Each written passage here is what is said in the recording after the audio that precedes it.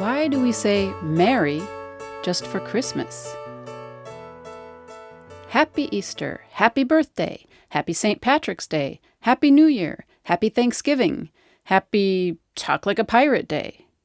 When we want to express good wishes for festive events, religious or not, we go with happy. Except when it comes to Christmas. Then we don't want you to be happy, we want you to be merry. Unless you're in England, which we'll get to in a moment. Happy and merry have similar meanings, but slightly different connotations. Happy is an emotional condition.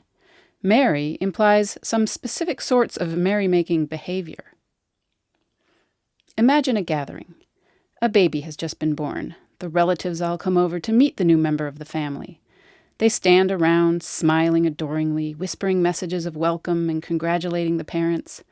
This is a very, very happy occasion. But is it merry? Not if no one is tipping a glass or shaking a leg or laughing heartily. Merry implies a bit more active showing of the happiness, or at least some jaunty clicking of the heels. So, do we say Merry Christmas because we see it as some kind of party animal holiday? If that was the case, we would say Merry New Year before we said it for Christmas, but it doesn't work that way. The current-day connotations of merry and happy were not always the same. Merry is a much older word than happy.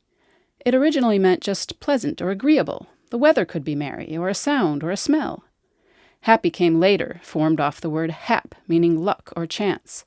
Happy was fortunate. Maybe that's why Happy New Year originally seemed the better thing to wish on someone. Both words changed meaning over time, and both words were used in Christmas greetings. There was Merry Christmas and Happy Christmas. For other holidays, merry was less frequent than happy, but it did show up for Merry Shrovetide, which is Mardi Gras or Fat Tuesday, and definitely goes along with the drinking, dancing, carousing sense of merry. Over the course of the 18th and 19th centuries, the independent use of merry went into decline, but stuck around in set phrases like make merry, the more the merrier, and, of course, Merry Christmas. People did say Happy Christmas during this time, but Merry Christmas was the phrase of choice in Dickens and in carols and other things that became part of the ideal image of Victorian Christmas.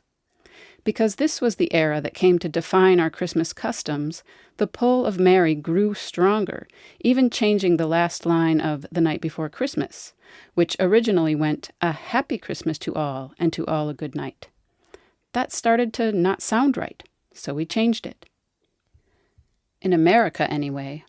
In England, they're fine with Happy Christmas and use it all the time. Why did the change happen there, but not here? It seems that somehow, during the years of flux between happy and merry in the 19th century, happy took on a more high-class sheen. Merry was for rowdy carolers and rough Dickens characters. It had, in the words of one concerned critic, a ridiculous excess of sentiment, while happy was sober and sedate. Happy Christmas became the preferred term of the royals. In the first-ever Christmas radio address, King George V used happy, making it clear that that was the well-bred, royally approved choice. Less concerned with that kind of thing, we stuck with the rowdy, sentimental merry. So tightly connected to Christmas is this word now that it seems downright odd to apply it to any other occasion, even one that's a raucous good time. Merry 21st birthday! That could only mean a party that's decked out in green and red, sparkly cookies, and a punch bowl filled with eggnog.